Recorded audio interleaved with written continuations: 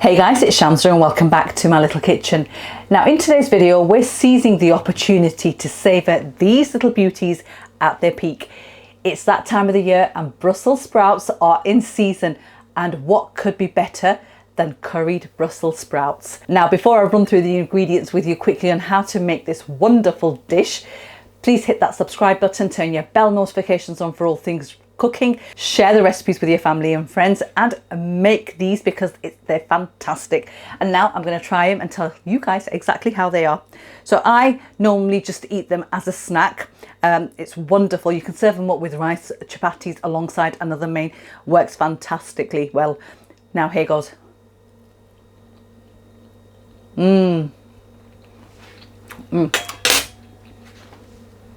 That tang of the lime juice right at the end, or you can taste all the spices because the curry is so simple with simple ingredients and really quick to make. You can taste every single spice in there. It's mildly spiced, just enough heat there, and the sprouts are cooked to perfection, holding their shape but fully cooked all the way through with a slight crunch, and I like it like that. I'm going to leave you with this one. I hope you've enjoyed watching it. If you do make this recipe, let me know in the comments below how you found it. And now we're going to run through the ingredients with you quickly and then we'll start cooking. So the ingredients you're going to need is approximately 250 grams of Brussels sprouts. Now to prepare the sprouts, all I've done is I've chopped the end and I've just sliced them in half.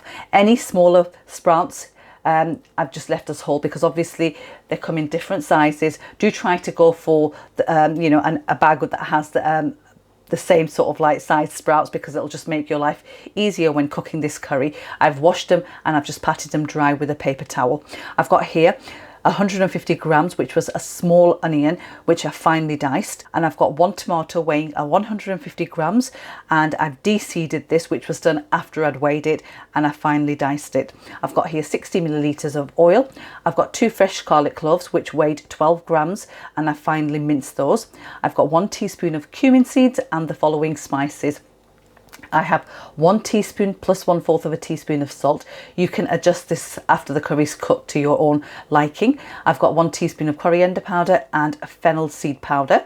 And I've got here 2 teaspoons of Kashmiri chilli powder, which is going to add a really nice colour and flavour, but not the heat. I've got 1/4 of a teaspoon of turmeric powder. And I've also got here 2 green bullet chilies, optional, but because we're adding the Kashmiri chili powder and not the regular chili powder, it's not going to be as hot. So I'm just adding these chilies in for extra heat. But again, it's optional. If you want to add them in, do so. If you don't, leave them out. Now, to finish the dish off, I've got here 1 teaspoon of homemade garam masala. I've got the juice of half a lime, which equates to 1 tablespoon, and I've got here freshly chopped coriander, and we also need water to use as and when we need to. So let's start cooking.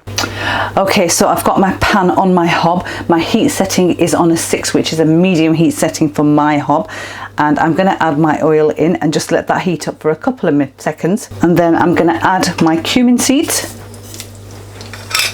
and my garlic just in like that.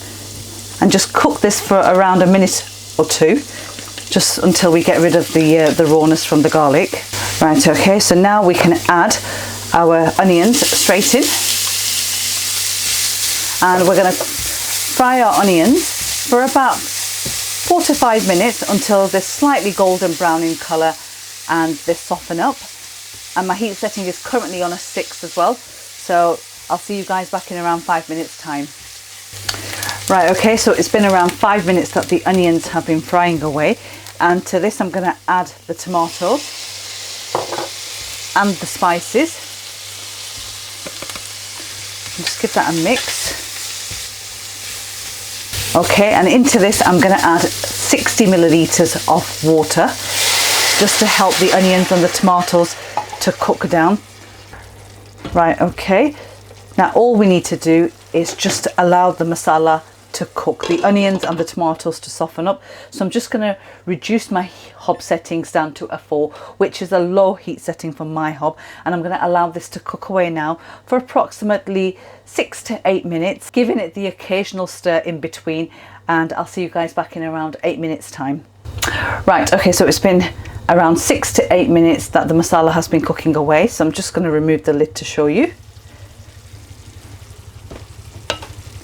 And you can see that the onions and the tomatoes have softened up really nicely, and just use your spatula to break down those little tomatoes in there.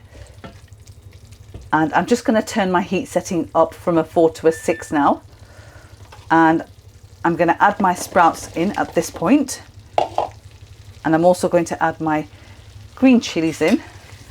And so now we're going to cook, or should I say bhun, the Brussels sprouts for the next 5 minutes on a medium heat setting. So I'll see you guys back in around 5 minutes time. Right, okay, so it's been 5 minutes that I've been bhuning the Brussels sprouts, and all we are going to do now is add around 2 tablespoons of water, just around there on top. Just sprinkle it over, and then we're going to lower our heat setting to a 2. We're going to pop the lid on like that, and we're going to let this cook on dum, which is basically steam them now for the next 10 minutes, 10 to 15 minutes, depending on the size of your Brussels sprouts. Smaller ones will cook quicker, so 10 to 15 minutes. If they're slightly bigger, then it will take around 15, maybe 20 minutes.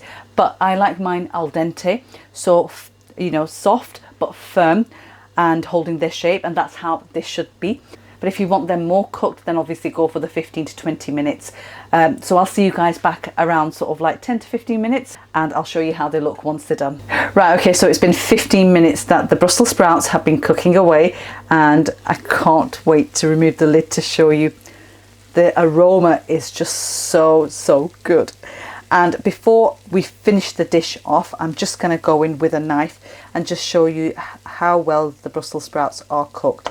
So they are cooked but still holding their shape. Now to finish off, all I'm going to do is take my garam masala and just add that over. At this point, I'm also going to add the lime juice. This gives a really nice sort of like tanginess to the dish. And then just gently mix that through. Ooh. And one thing to remember is that this Brussels sprout curry is a dry curry. I'm going to turn my hob off, and all we're going to do is take some fresh coriander and just add that over like that. Just a little bit more. And there you have it, guys. My curried Brussels sprouts are all ready. Let me plate them up and show you guys exactly how it is.